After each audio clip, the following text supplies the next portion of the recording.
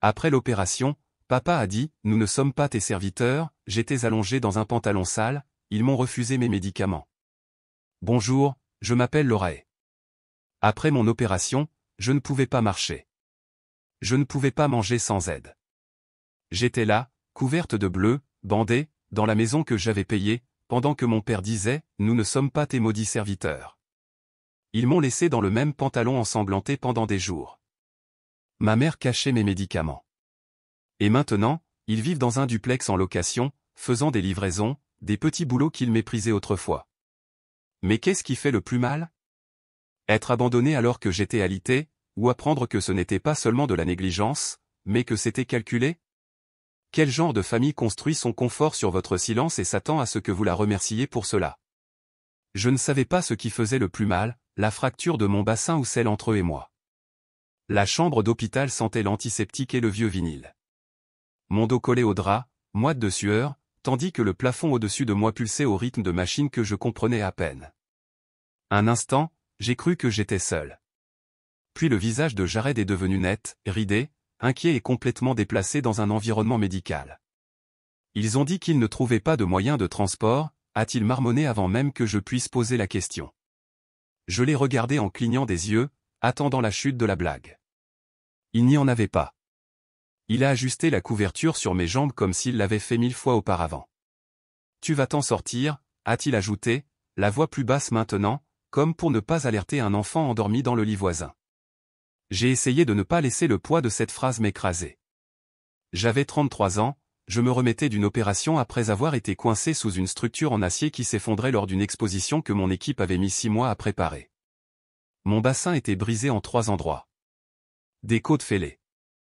Je pouvais à peine me redresser, et mes parents, qui vivaient à moins de 20 minutes, n'ont pas daigné se montrer. À l'époque, je me suis dit qu'ils avaient peut-être peur.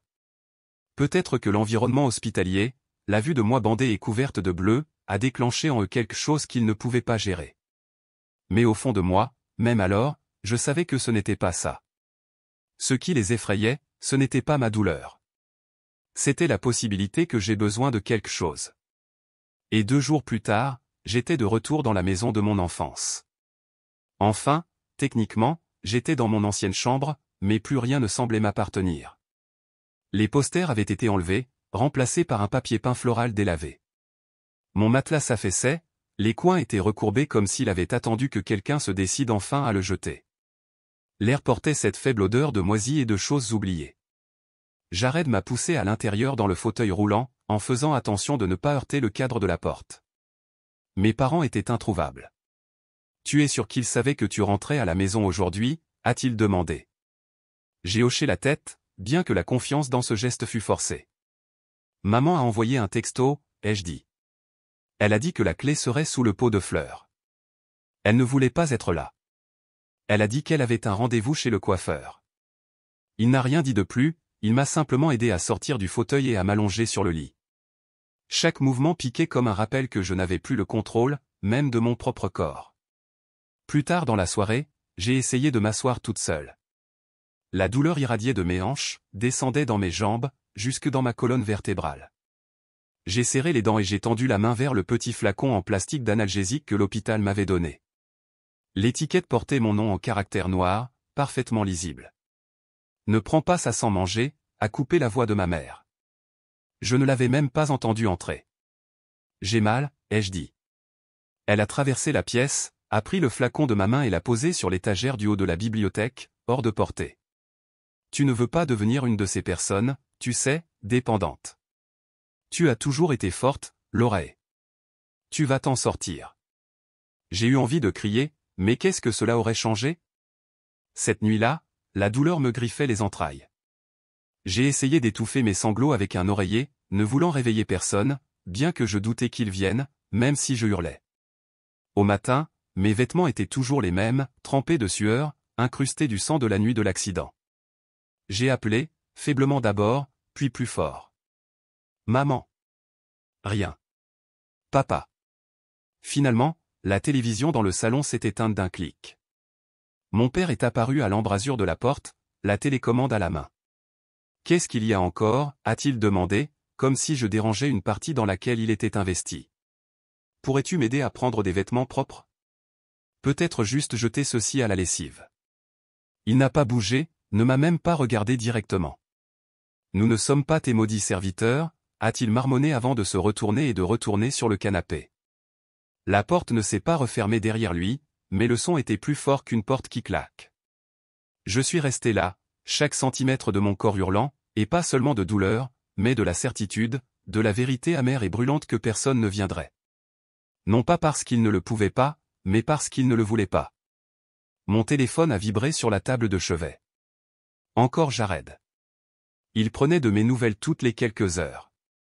Je lui ai dit que j'allais bien, un mensonge, mais que je pouvais avaler plus facilement que la réalité.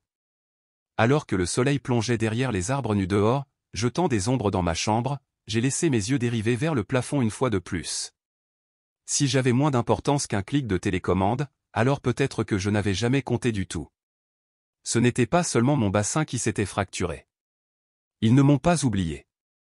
Ils ont juste choisi de ne pas se souvenir. Cette pensée s'est enroulée autour de mes côtes plus étroitement que le corset que l'hôpital m'avait attaché. Allongé là, dans un lit qui s'affaissait au milieu comme s'il n'avait pas accueilli de corps depuis des années, je fixais les mêmes dalles de plafond délavées sous lesquelles j'avais grandi. Sauf que maintenant, chaque fissure semblait délibérée, comme s'ils avaient laissé la pourriture s'installer, en espérant que personne ne regarderait de trop près.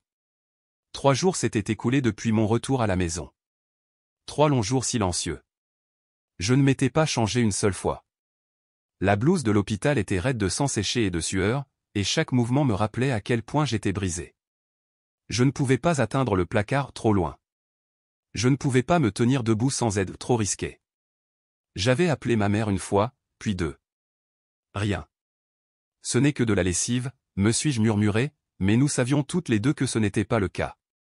C'était une reconnaissance, une attention, le strict minimum.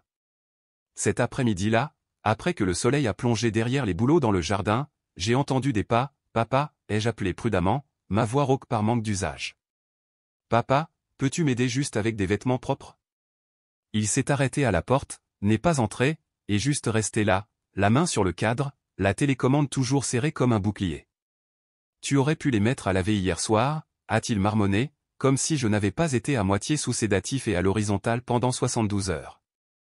La buanderie était en bas. Je ne pouvais même pas traverser le couloir. Avant que je puisse répondre, il était de nouveau parti.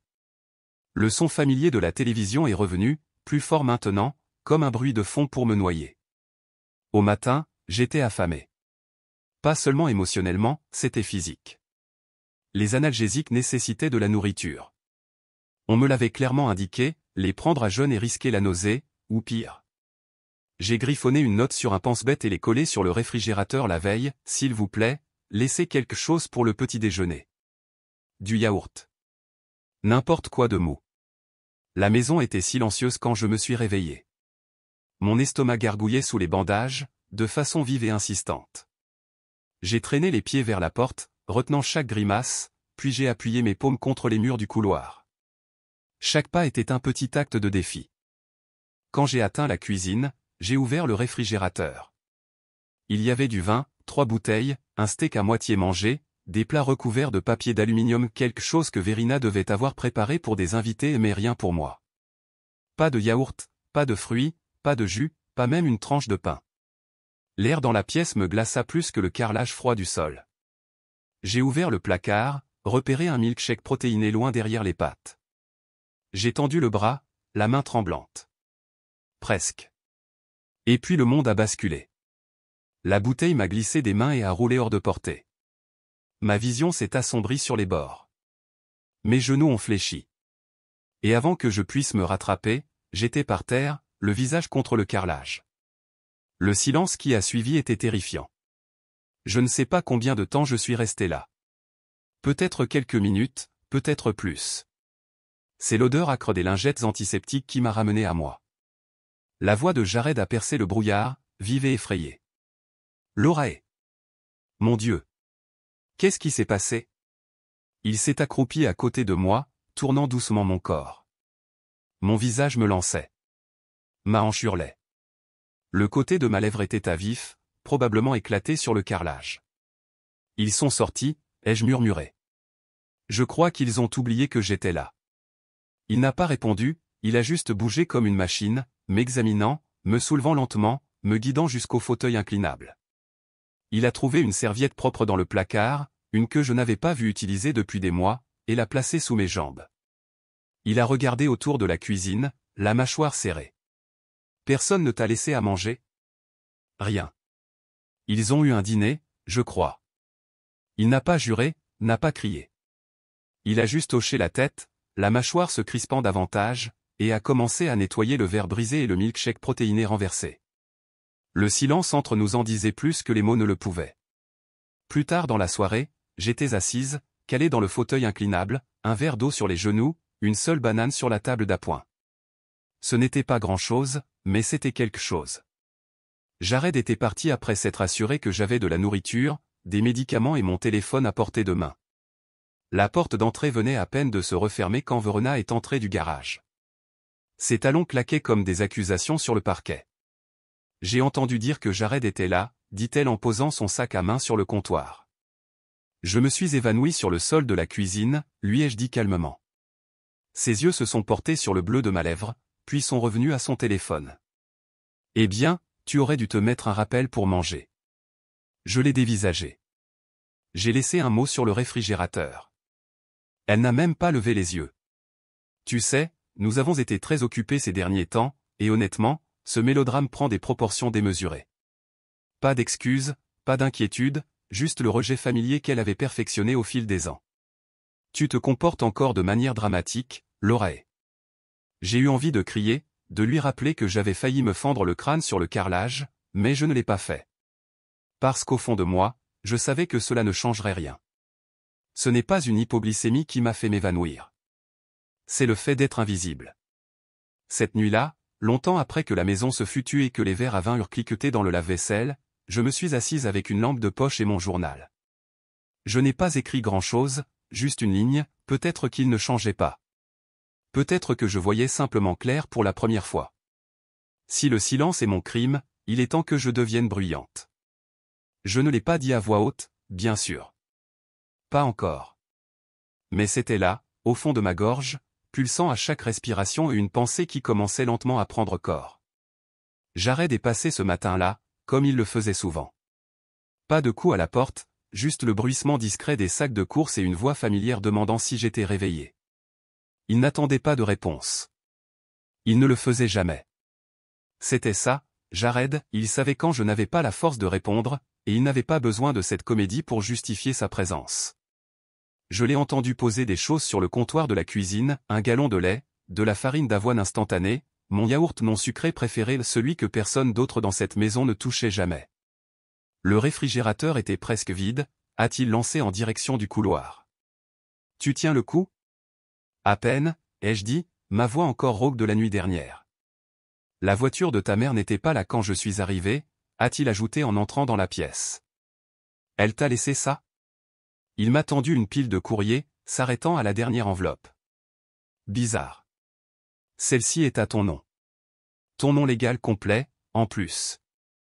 Je l'ai prise, perplexe. Un relevé de prêt immobilier? Mon nom, pas le leur. J'ai froncé les sourcils. Ça doit être une erreur. Je n'ai jamais signé de prêt immobilier. Je n'en ai même jamais demandé. Peut-être que ton nom y figure en tant que co-signataire, a suggéré Jared, soigneusement neutre. Non, ai-je dit, le mot sortant trop vite, trop sec. Personne ne m'a rien dit. Il n'a pas insisté, s'est juste assis à côté de moi pendant que j'ouvrais l'enveloppe avec des doigts qui tremblaient bien plus qu'il n'aurait dû. En lisant le relevé, une sensation froide et familière s'est installée dans mon ventre, solde principal, compte séquestre, taux d'intérêt, historique des paiements, tout cela sous mon nom. Plus tard dans l'après-midi, avec l'aide de Jared, je me suis dirigé lentement, douloureusement, vers le petit meuble où je gardais de vieux papiers. Il m'a fallu près d'une heure pour trier le désordre des factures d'hôpital, des formulaires d'assurance et des dossiers fiscaux, et il était là, une copie de l'acte de propriété. Titre, Laura et Marin. Date, il y a 8 ans. Je me suis assise, abasourdie. Ma grand-mère était décédée 10 mois avant cela. Je me suis souvenu de la réunion de famille dans le salon. Verona avait dit que je n'étais pas assez stable émotionnellement pour gérer l'héritage. Laisse-nous nous en occuper, avait-elle dit, en remettant une mèche rebelle derrière son oreille comme si elle offrait une gentillesse, pas une arnaque. Ils m'ont dit que c'était trop de responsabilité, qu'ils s'occuperaient de la logistique. Je les ai crus. Le document disait le contraire. Mon Dieu, Lorae, a marmonné Jared, ses yeux parcourant l'acte. Ils ont utilisé ton nom pour garantir le prêt. Ils ont utilisé mon nom, ai-je répété, presque pour moi-même, et ne me l'ont jamais dit. Ils vivent ici sans payer de loyer. Tu paies les impôts, et ils agissent comme s'ils te rendaient service. J'ai eu la nausée. Ce n'était pas seulement de la manipulation. C'était du vol. Un vol silencieux, fin comme du papier. Pas de clés volées, pas de fenêtres brisées, juste des noms changés, des cases cochées et une confiance démantelée. Au coucher du soleil, mon esprit s'emballait. Je ne savais pas encore quoi faire, mais je savais que je ne pouvais plus rester immobile. Cette nuit-là, on a sonné à la porte. Une livreuse se tenait là avec un paquet marron. Fourniture médicale pour Verena Blitt, a-t-elle dit. J'ai cligné des yeux. Vous êtes sûr que cette adresse est correcte? Il n'y a pas de Verena Blitt ayant besoin de fourniture ici. C'est pour un lecteur de glycémie. Commande permanente. Nous livrons toutes les 2 semaines. Je pense qu'il y a une erreur, ai-je dit, en signant quand même. J'ai ouvert la boîte une fois qu'elle est partie. À l'intérieur se trouvait un appareil avec mon étiquette de prescription grattée et remplacée par le nom de ma mère. J'ai pris une photo. Au dîner, j'en ai parlé. Maman, l'appareil est arrivé sous ton nom. Elle n'a pas scié. Il ne livre plus sous le tien. Quelque chose à propos d'erreurs système. Les erreurs système ne changent pas les prescriptions légales. Ils ont dit que c'était plus simple comme ça. Moins de tracas. J'ai ravalé la réplique que je voulais hurler. À la place, je l'ai regardé et j'ai dit, ce n'est pas plus simple. C'est m'effacer. Verena a posé sa fourchette avec un soupir. Tout ne tourne pas autour de toi, Lorae. Non, ai-je dit doucement. Juste les parties qui impliquent des mensonges. Le lendemain matin, j'y pensais encore quand j'ai attrapé un vieux carnet relié en cuir dans un tiroir. Je n'y avais pas touché depuis des années. La poussière s'écaillait de la tranche. J'ai commencé à écrire des noms, des dates, les paiements que j'avais faits, les médicaments que j'avais récupérés, la fois où j'ai donné ma voiture à Isolda quand la sienne est tombée en panne, la nuit.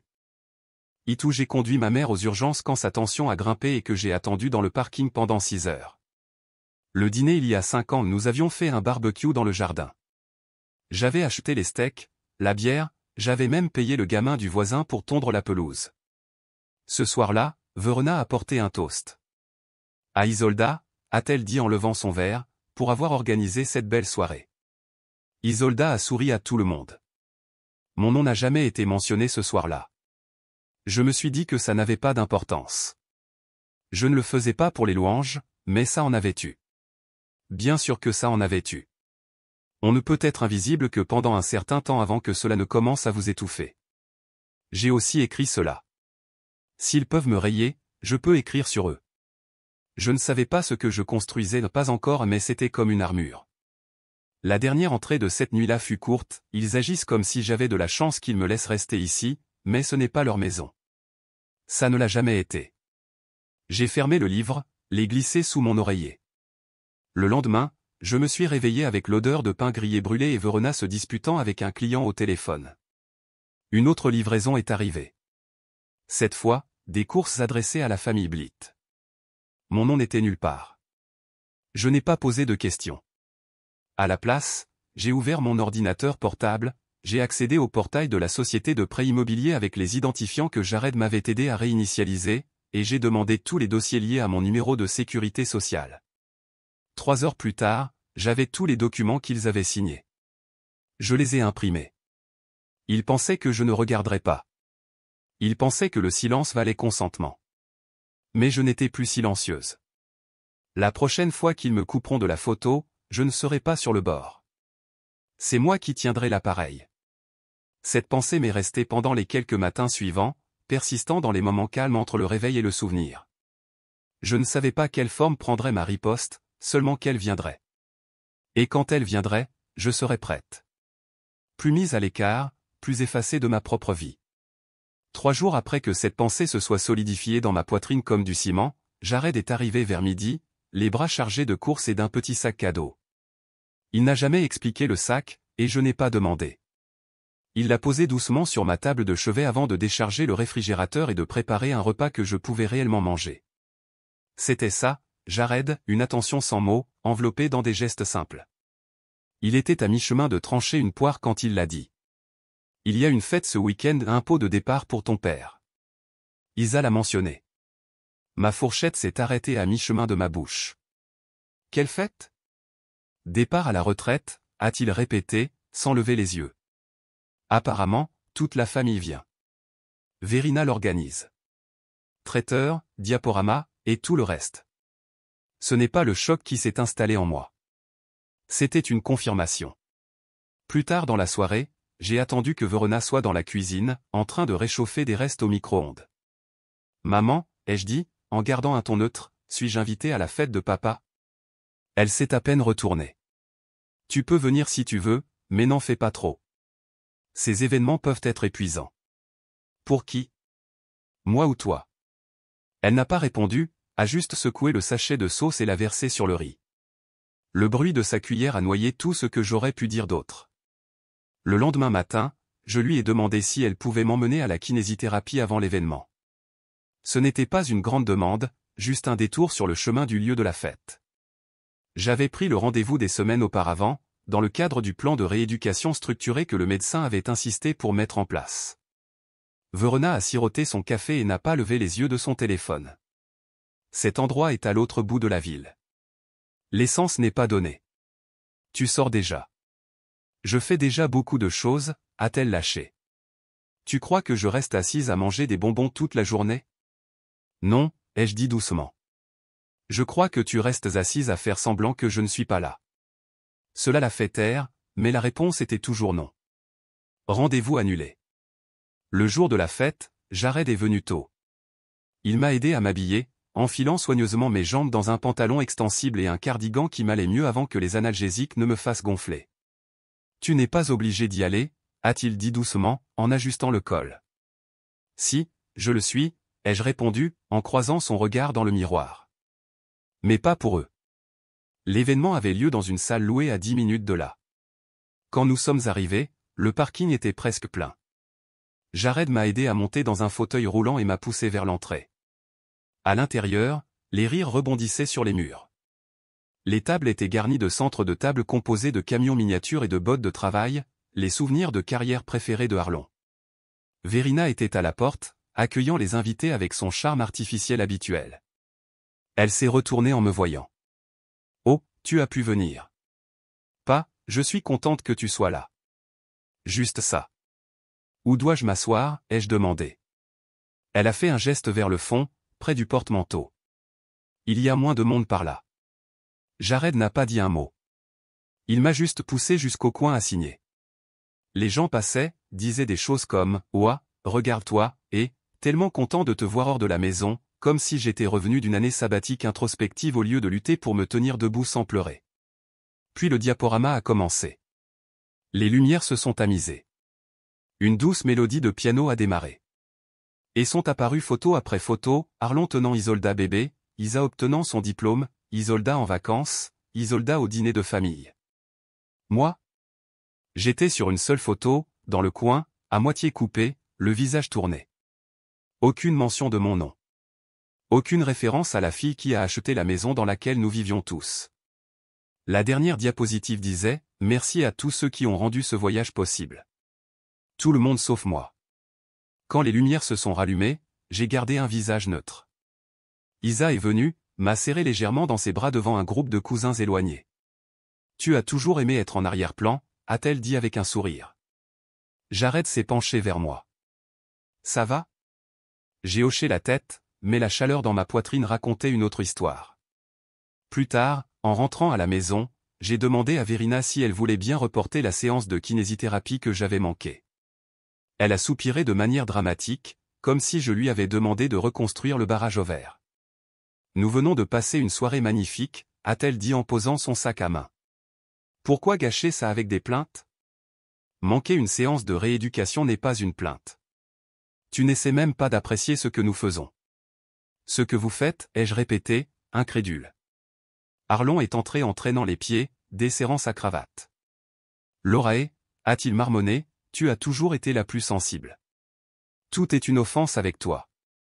Ce n'est pas une question de sensibilité, ai-je dit, ma voix ferme. C'est une question d'être traité comme si j'existais. C'est l'hôpital qui se moque de la charité, a ajouté Verona, venant de quelqu'un qui laisse son ami faire ses courses pendant que nous faisons tout le reste. Tout le reste, ai-je demandé. Comme quoi? Oublier de me nourrir? Annuler ma rééducation? Me couper de la fête de papa? Sa mâchoire s'est crispée, mais elle n'a rien dit. Ce silence m'a dit tout ce que j'avais besoin de savoir. Plus tard cette nuit-là, j'étais assise seule dans ma chambre, la brochure de la fête encore sur mes genoux. J'ai regardé la photo au dos, Arlon, Verina, Isolda, même le mari d'Isolda. Tous souriants, unis, comme une famille complète. Je n'y étais pas. Si je pouvais disparaître aussi facilement dans un diaporama, ai-je pensé, alors peut-être que je l'avais déjà fait. Mais je ne laisserai pas cela se reproduire. S'ils franchissent la ligne cette fois-ci, ils ne me trouveront pas de l'autre côté. Ils trouveront des conséquences. La résolution tranquille dans ma poitrine n'était plus un murmure. C'était un échafaudage. Je pouvais le sentir soutenir les parties de moi qui s'étaient autrefois effondrées sous leur poids. Mon silence n'était plus de la soumission. C'était une intention. Le lendemain de la fête de départ à la retraite, la maison sentait le jambon réchauffé et trop de parfum, le genre de parfum bon marché que Verona portait toujours quand elle voulait projeter une image de richesse, bien que ça sentît plutôt le regret en aérosol. Je pliai la petite pile de vêtements propres que Jared avait lavés et rapportés quand j'ai entendu frapper. 3 coups brefs, trop rapides pour être polis. Avant que je puisse répondre, Verona a poussé la porte, tenant des draps pliés sous un bras et affichant l'air de quelqu'un qui fait une annonce, pas une demande. Il va falloir que tu déménages en bas, a-t-elle dit sans même lever les yeux. Son plus vieil ami passe le week-end. Il a besoin de la chambre. Je l'ai regardée, immobile. Elle est entrée plus loin, a commencé à défaire le lit comme s'il lui appartenait. Ne rends pas les choses difficiles, Lorae. C'est juste pour 2 nuits, peut-être 3. C'est ma chambre. Verina m'a enfin regardé, les yeux secs comme du sel. C'est ma maison. Non, ai-je dit lentement, d'une voix égale. Elle est à moi. Elle a levé les yeux au ciel. Mis à part les aspects légaux, je gère cette maison depuis 30 ans. Tu es de retour depuis quoi, 3 semaines? Et tu n'as à peine levé le petit doigt. J'ai subi une opération, maman. Je ne peux pas marcher. Alors tu n'auras pas à aller loin, a-t-elle répondu, en tapotant l'oreiller comme si elle installait un invité, et non comme si elle expulsait une fille. Le sous-sol est calme. Calme? C'était le mot qu'elle avait choisi. Jared est arrivé 30 minutes plus tard après mon texto. Il n'a pas parlé pendant qu'il m'aidait à rassembler mes affaires, ma carafe d'eau, mes analgésiques, la couverture qui ne sentait pas le nettoyant au citron. Les escaliers du sous-sol grinçaient comme s'ils n'avaient pas été empruntés depuis des années. L'air froid m'a caressé les chevilles pendant que nous descendions. Jared a allumé la lumière du plafond, révélant un espace plus de rangement que de sanctuaire, des boîtes en carton, une table pliante en plastique, un vieux matelas, une place appuyée contre le mur du fond. Je me tenais au milieu de tout cela, vacillant légèrement avec la béquille sous mon bras gauche. Ça va, a demandé Jared. J'ai connu pire. Il a posé le matelas par terre. Nous avons fait le lit en silence.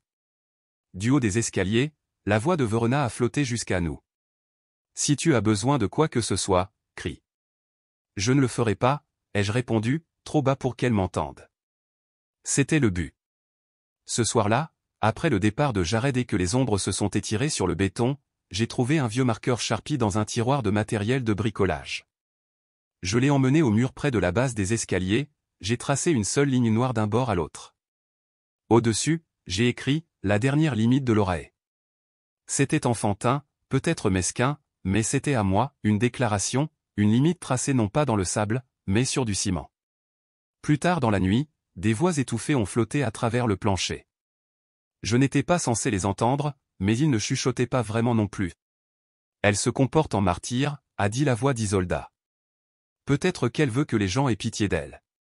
Elle devrait être reconnaissante d'avoir un endroit où aller, a ajouté Verona. Nous n'étions pas obligés de la recueillir. Puis Arlon, plus bas, mais toujours clair, vous savez, j'ai quitté mon travail à cause d'elle. Tous ces rendez-vous, la conduire partout. Je n'avais pas le choix. Je suis resté assise là, le pouls régulier mais fort. Ils ne se disputaient pas. Ils étaient d'accord, se liant autour de leur récit commun, un récit où j'étais le fardeau, l'excuse, la chute de la blague. J'ai sorti mon téléphone, envoyé un message à Jared. Ils se nourrissent de l'idée qu'ils se font de moi. Je ne suis que le fantôme qu'ils peuvent blâmer pour leur déception. Il n'a pas répondu immédiatement, mais quand il l'a fait, c'était court et direct. Alors il est temps qu'il meure de faim. Le lendemain matin, j'ai écrit une lettre, non adressée à quiconque, juste une note que j'ai collée au mur au-dessus de mon lit, juste sous la ligne que j'avais tracée. Je ne serai plus déplacé. Ni par la culpabilité, ni par la peur, ni par eux. Ce n'était pas de la prose. Ce n'était pas de la poésie. C'était une politique. Le reste de la semaine, je leur ai à peine parlé. Les repas étaient livrés en retard ou complètement oubliés. Je gardais une réserve de barres de céréales dans un tiroir de bureau, me rationnant comme un soldat attendant la fin d'un siège. Jeudi, j'ai entendu Verona crier au téléphone avec la compagnie d'électricité quelque chose à propos de frais inattendus et de paramètres de paiement automatique. J'ai souri, non pas parce que cela me plaisait, mais parce que je savais exactement où les factures étaient acheminées, vers le compte chèque que j'avais ouvert pour eux il y a des années, et dont ils ne m'avaient jamais retiré. Vendredi, j'ai cessé de sursauter en entendant des pas au-dessus de ma tête. Leurs mots ne pouvaient plus me blesser. Leurs histoires ne me possédaient plus. J'avais l'acte de propriété. J'avais les reçus. Et maintenant, enfin, j'avais la ligne. Le dernier espace qu'ils prendront jamais de moi est ce sous-sol. Qu'ils essaient de vendre ce qui ne leur appartient pas. Qu'ils essaient de tordre les faits, de tirer profit du silence, de se cacher derrière le jargon juridique et une sollicitude de façade. J'attendrai avec les papiers. Le lendemain matin, la neige a commencé à tomber. Pas en tempête, pas de manière dramatique, mais lentement et avec persistance, comme si le monde essayait de faire taire tout ce qu'il ne pouvait pas réparer. Un murmure de blanc s'est déposé le long du bord de la fenêtre du sous-sol, se pressant contre les années de crasse accumulées sur la vitre extérieure. Je l'ai regardé s'amasser, couche après couche silencieuse, tandis que le froid s'insinuait dans mes os. La porte d'entrée s'est ouverte au-dessus de moi. Je pouvais l'entendre à travers la grille d'aération près du plafond. La voix de Jared a suivi, étouffée par la distance, mais indubitablement calme et ferme. Lorae a besoin de ses médicaments, a-t-il dit. Une pause. Puis la voix de Arlon a répondu, sèche et méprisante. Elle doit arrêter de compter sur des gens qui ne vivent pas ici. Elle fait partie de la famille. Elle devrait dépendre de nous. C'est drôle, a dit Jared d'un ton égal. Elle essaie. Le silence qui a suivi était final et froid. 5 minutes plus tard, un sac en papier a glissé par la fenêtre du sous-sol. À l'intérieur se trouvaient mes médicaments et une couverture chauffante soigneusement pliée. Le geste n'était pas généreux. C'était pour limiter les dégâts. Mes mains tremblaient en le ramassant. Mais ce n'était pas le froid qui me faisait trembler. C'était la rage. Pas une rage sauvage, bruyante, incontrôlable. Non, celle-ci était propre, silencieuse, chirurgicale. Cette nuit-là, j'ai attendu d'être sûr que la maison était vide avant de m'aventurer à l'étage. J'avais besoin d'utiliser la salle de bain. La cuisine était sombre, mais le son portait bien dans cette maison. Verona était au téléphone dans le salon, la porte entr'ouverte. Elle n'avait pas pris la peine de la fermer complètement. Si nous la mettons en vente avant la fin de l'année, dit-elle, sa voix désinvolte, calculatrice, nous pourrons la vendre rapidement. Lorae n'aura pas besoin d'être impliquée. Elle ne travaille pas. Elle est pratiquement immobile. Puis un rire. Elle ne sait même pas ce qui est à son nom. Je suis resté immobile. Mon souffle s'est coupé, mais je n'ai pas fait de bruit. Mon cœur battait la chamade, mais je n'ai pas bougé jusqu'à ce que je le fasse. Un pas à la fois, j'ai reculé dans les escaliers 1, 2, 3 jusqu'à atteindre de nouveau le sol du sous-sol. Le ciment semblait plus un foyer que tout ce qui se trouvait à l'étage ne l'avait jamais été. Je n'ai pas pleuré. Je n'ai pas crié. Au lieu de cela, j'ai allumé mon téléphone et j'ai ouvert un blog juridique que j'avais mis en favori des mois auparavant, lorsque j'avais commencé à avoir des soupçons. Mon intuition avait été bonne, droit de propriété de l'État de Washington, protocole d'expulsion, abus de procuration. J'ai lu chaque article 2 fois, certains 3 fois. Quand mes yeux se sont brouillés à force de fixer l'écran, je me suis tourné vers le vieil ordinateur portable familial. Jared m'avait aidé à le déverrouiller des semaines plus tôt. Le mot de passe avait été ridiculement facile, l'anniversaire de Verina. Le disque dur n'avait pas été effacé. Loin de là. Des formulaires numérisés de l'année où j'avais acheté la maison, relevés bancaires, formulaires fiscaux, vieilles photos. Ils avaient été paresseux, arrogants, sûrs que je ne regarderais jamais, sûrs que je ne me battrais jamais. Ils avaient tort. Le lendemain, Jared est de nouveau passé.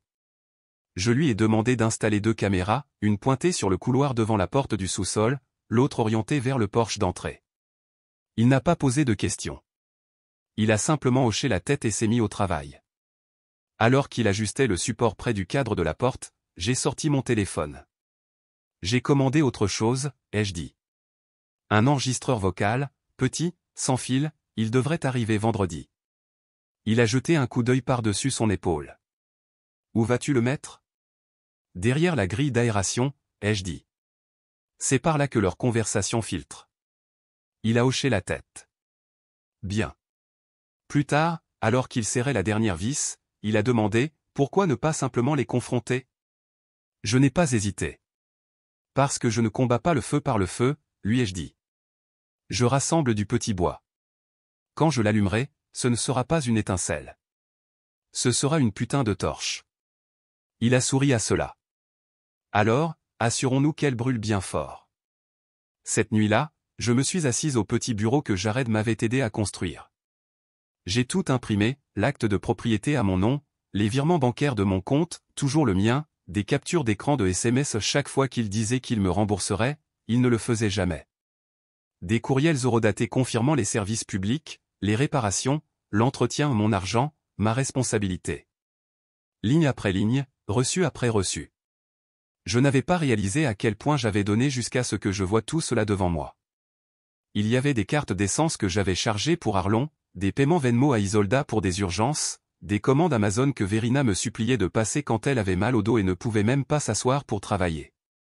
Tout était enregistré, tout était documenté. Plus d'accords verbaux, plus de jeux de mémoire. J'ai regardé la pile. Ce n'était pas de la rancune. C'était une trace écrite, et j'en avais fini d'être le détour dans ma propre vie. Le lendemain matin, le téléphone de la maison a sonné. Il ne l'avait pas débranché, probablement parce qu'il était toujours lié aux contacts immobiliers de Verina. Est-ce que Verina est disponible? A demandé une voix polie. C'est Laura et Marin, ai-je dit calmement. Je suis la propriétaire de la maison, et je ne vendrai pas, une pause, puis avec incertitude, je suis désolé, on m'avait dit. C'est moi, ai-je dit. Je possède cette maison. Pas Verina, pas Arlon. Moi. Et j'ai raccroché. Plus tard dans la journée, Verena se tenait dans la cuisine, clignant des yeux devant le garde-manger vide. Où est le beurre de cacahuète? A-t-elle demandé. Il n'y en a plus, ai-je dit. Elle ne m'a pas regardé. Elle n'a pas dit merci ni demandé pourquoi j'étais là. Elle est juste passée à côté, a ouvert le placard, et a fait une grimace en le trouvant vide. Cette nuit-là, je les ai de nouveau entendus. Elle agit bizarrement, a dit Verina dans son téléphone. Plus froide, méfiante, a ajouté Arlon. Elle est probablement hormonale. Tu sais comment elle est. Puis Isolda, peut-être qu'elle réalise simplement à quel point elle dépend de nous. Je suis redescendu et me suis assise à mon bureau. J'ai ouvert le fichier audio de l'enregistreur et j'ai monté le volume. Qu'il continue à parler. Qu'il chuchote, complote et fasse semblant. J'en avais fini de demander de la clarté. Je l'avais. Je n'ai parlé à voix haute que pour moi-même, mais assez fort pour que cela remplisse le sous-sol. Il pense que je suis brisé. J'ai regardé la pile de dossiers à côté de moi, la preuve, les faits, la vérité. Mais je ne le suis pas, j'ai ouvert un nouveau fichier intitulé « Préparation juridique, phase 1 ». Je suis juste prudente. Un petit sourire s'est dessiné au coin de ma bouche. Et la prudence, ai-je murmuré, peut être létale. Qu'ils disent que je suis la méchante. Au tribunal, je pourrais parler sans être interrompu. Ce matin-là a commencé comme n'importe quel autre, le bourdonnement de la chaudière à l'étage, le tintement de la tasse de Verina sur le comptoir, le rire étouffé d'un animateur de jeux télévisés qui descendait par les conduits d'aération. Dehors, le givre peignait de délicates veines sur la vitre à côté de mon matelas. Je l'ai fixé un long moment, laissant le silence respirer avant d'affronter la journée. Puis mon téléphone a vibré. C'était un message de Dana, ma cousine en Oregon. Nous ne nous étions pas parlé depuis plus d'1 an, mais elle était toujours correcte, empathique, une voix douce dans une famille bruyante. Elle avait envoyé une capture d'écran, un fil de conversation du groupe de discussion familiale dont je ne faisais plus partie depuis qu'on m'avait retiré de la liste de diffusion de Noël 2 ans auparavant. En haut se trouvait un message d'Isolda, elle profite de maman et papa. Elle n'aide même plus à payer les factures. Elle agit comme si tout lui était dû. Un autre message suivit presque immédiatement, les parasites ne méritent pas de gratitude. Mon estomac ne s'est pas noué, cette partie de moi avait cessé de fonctionner des semaines auparavant mais quelque chose d'autre a basculé, un déclic calme et froid, comme un engrenage qui se met en place. J'ai fait défiler le message de Dana, qui comprenait plus de détails du fil. Il disait des choses sur moi depuis des mois, me dépeignant comme un poids mort, un problème, un fardeau. Je n'ai répondu qu'une seule fois, merci de m'avoir envoyé ça. Ne réponds pas dans le groupe. Laisse-les continuer à parler.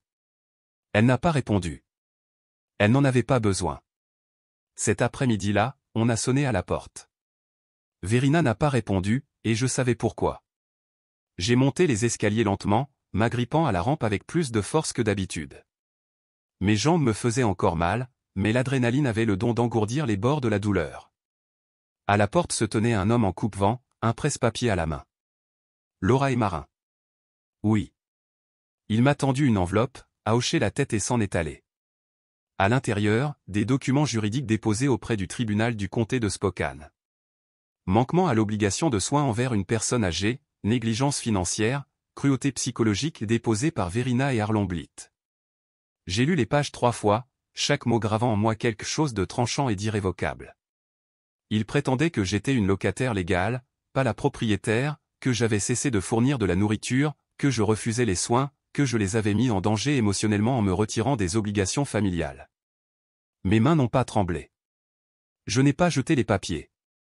Je suis simplement redescendu, je me suis assise à mon bureau et j'ai sorti le dossier que j'avais préparé. Il était temps. J'ai appelé Jared. Il a répondu à la 2e sonnerie. Ils l'ont fait. J'arrive. Il est arrivé moins de 20 minutes plus tard avec 2 cafés et son ordinateur portable.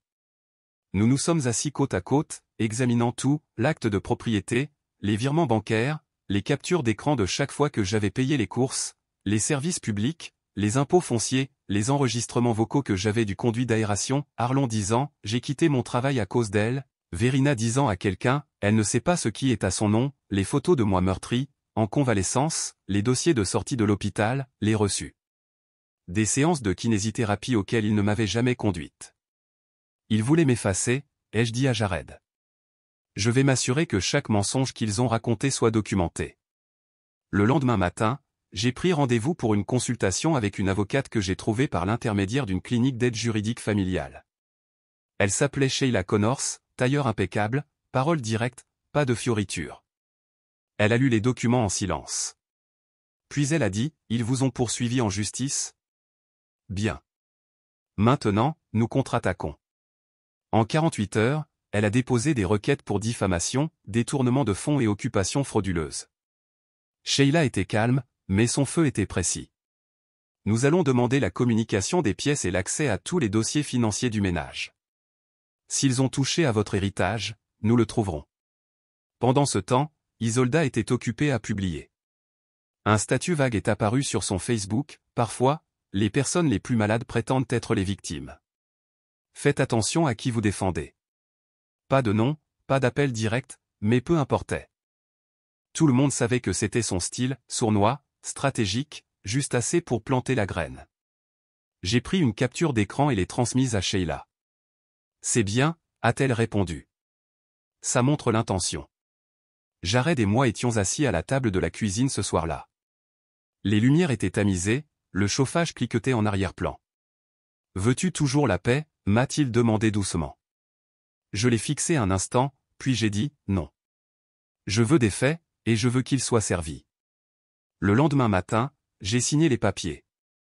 Déposer une plainte reconventionnelle n'était pas une question de vengeance. Ce n'était même pas une question d'argent. C'était une question de récit. Ils avaient contrôlé l'histoire trop longtemps, m'avaient défini en chuchotant, m'avaient dépeinte avec égoïsme, m'avaient rendu petite dans des pièces que j'avais payées pour occuper. Maintenant, j'avais des documents, un soutien juridique, une voix qui n'était plus étouffée par la honte. J'étais la méchante dans leur version des événements, la fille amère, la dépendante ingrate, la complication. Qu'ils le disent. Au tribunal, je pourrais parler sans être interrompu. Je n'avais pas besoin du verdict pour gagner. J'avais juste besoin de parler sans être interrompu. Ce matin-là, le palais de justice était encore glissant du verglas de la nuit dernière. Les nuages au-dessus de nos têtes étaient bas et ternes, jetant un éclat gris sur tout. Jared a garé la voiture sur une place pour handicapés près de l'entrée, puis a fait le tour pour m'aider à sortir. J'ai insisté pour entrer en marchant lentement mais sûrement, chaque pas délibéré. Je ne voulais pas être poussé. Pas aujourd'hui. À l'intérieur, la salle d'attente était calme, le doux bruit des pas, une toux occasionnelle. Rien à voir avec la télévision.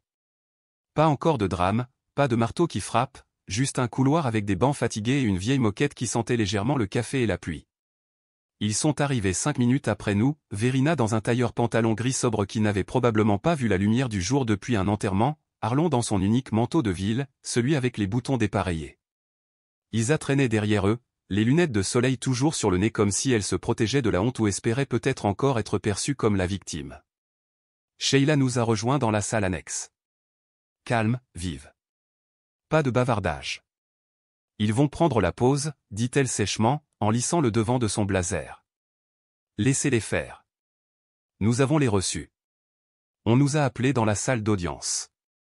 La juge, une femme d'une 60aine d'années avec des yeux bienveillants et aucune patience pour les bêtises, a fait signe à tout le monde de s'asseoir. Sa voix avait le genre de cadence qui faisait que les gens écoutaient sans poser de questions. Les déclarations liminaires ont commencé. Leur avocat s'est appuyé sur le drame, des mots comme « abandon »,« instabilité »,« ingratitude ».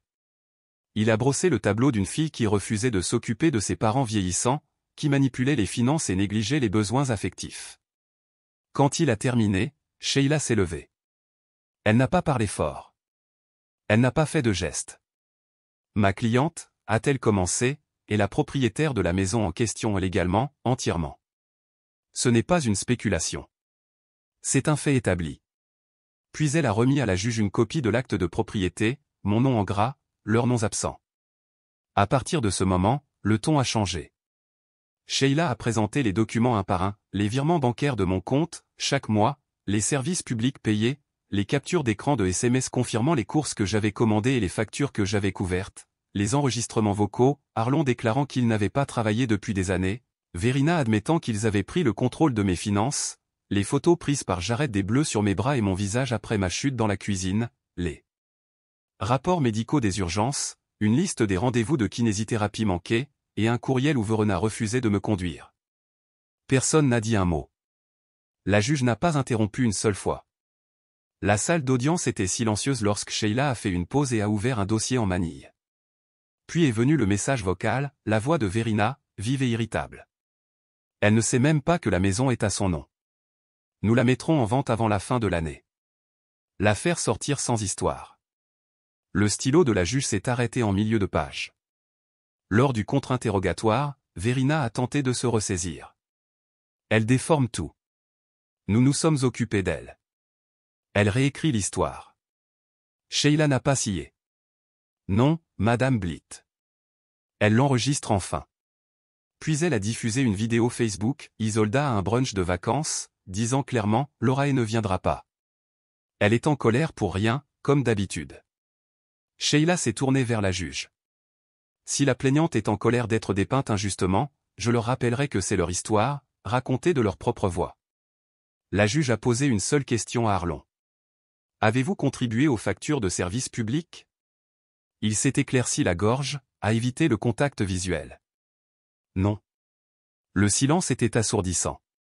20 minutes plus tard, nous avons été renvoyés pour une brève suspension de séance. Je me suis assise dans le couloir, les jambes douloureuses, la tête qui tournait. Jared m'a donné un petit coup de coude. Elle va statuer en ta faveur. On le sent. Je m'en fiche qu'elle le fasse, ai-je dit, tant qu'elle me croit. De retour dans la salle, le verdict a été rendu calmement, sans drame. La propriété au 428 Glenbrook est légalement la propriété de Laura et Marin. Les plaignants n'ont aucun droit légal de résidence. Elle a fait une pause. Le tribunal ordonne aux plaignants de quitter les lieux dans les 14 jours. Il y a eu un murmure, puis le calme. La plainte pour diffamation sera portée devant le tribunal civil. Puis ces derniers mots, vifs et bas, la honte n'est pas une défense contre les documents. Dehors, Verina a sangloté pour les caméras qui n'étaient pas là. Arlon a marmonné quelque chose à propos de trahison. Isolda s'est juste détournée. Nous ne sommes pas rentrés ensemble. 2 jours plus tard, je suis rentré à la maison pour trouver des boîtes dans l'entrée. Isolda et son mari traînaient des valises vers l'allée. Verina a encore pleuré, pas pour moi, mais pour les voisins qui pourraient avoir une moins bonne opinion d'elle. « J'espère que tu es heureuse maintenant », a-t-elle murmuré. « Je ne suis pas heureuse, ai-je dit. Mais je ne suis pas silencieuse. » Arlon se tenait près des marches de l'entrée. « Tu seras seule. » J'ai regardé autour de moi dans la maison propre, calme, enfin la mienne. « Je n'ai jamais été moins seule, lui ai-je dit. Ils sont partis cet après-midi-là. J'ai marché de pièce en pièce après que la porte se soit refermée. La maison résonnait différemment maintenant. Plus de télévision constante. Pas d'odeur de parfum ou de dîner au micro-ondes. Juste la paix. Je me suis tenu dans le salon, une main sur le mur que j'avais peint quand j'avais emménagé pour la première fois. C'était avant que je ne leur cède tout, avant que je ne croie leur histoire plutôt que la mienne. Il a fallu que je me brise les os pour trouver ma colonne vertébrale.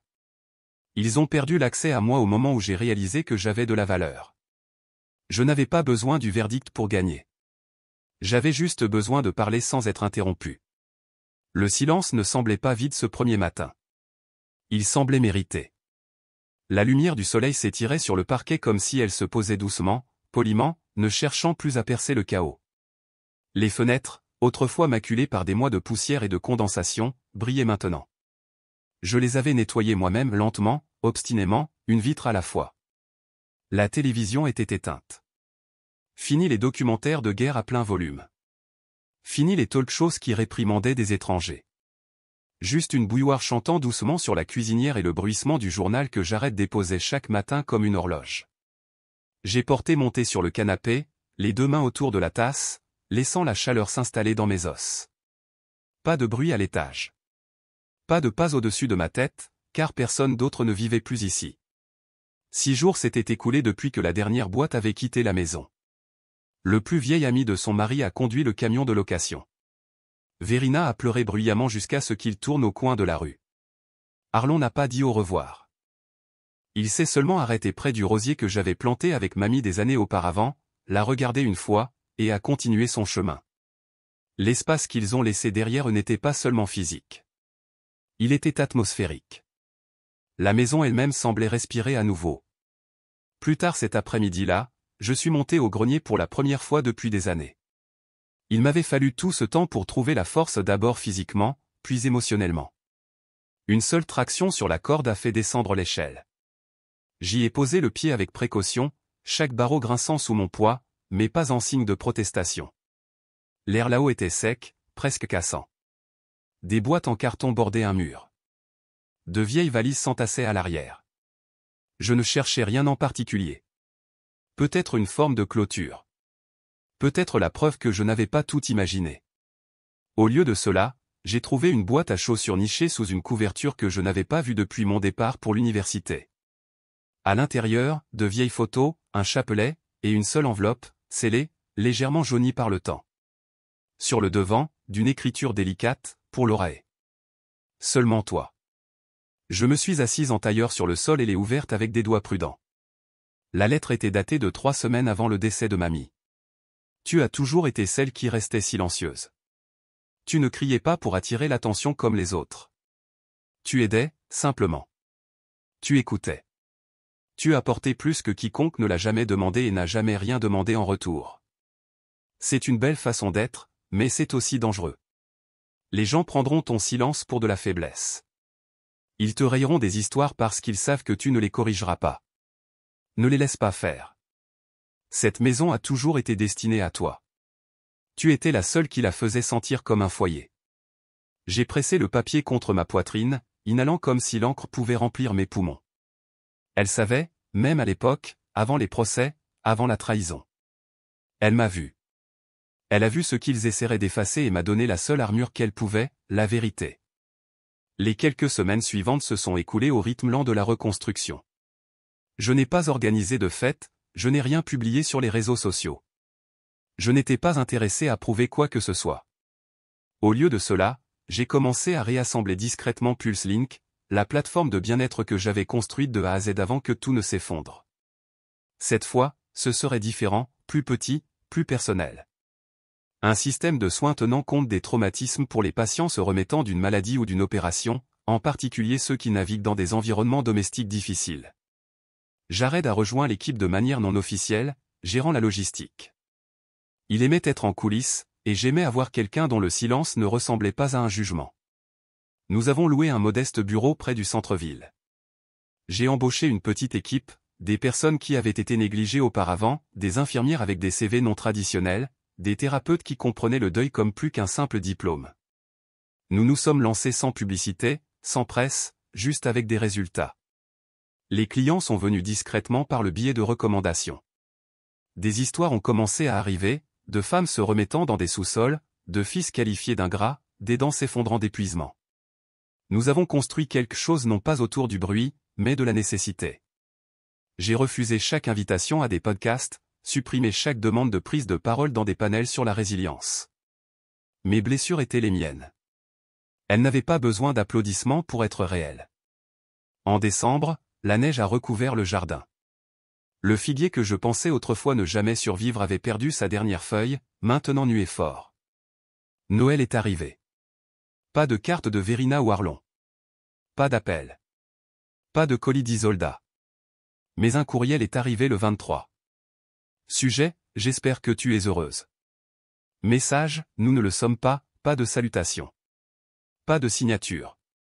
Juste ça. Je l'ai fixé un instant, puis l'ai déplacé dans la corbeille. Pas de réponse. Je me suis versé une tasse de cidre, j'ai enroulé une couverture autour de mes épaules et j'ai allumé les lumières du Porsche.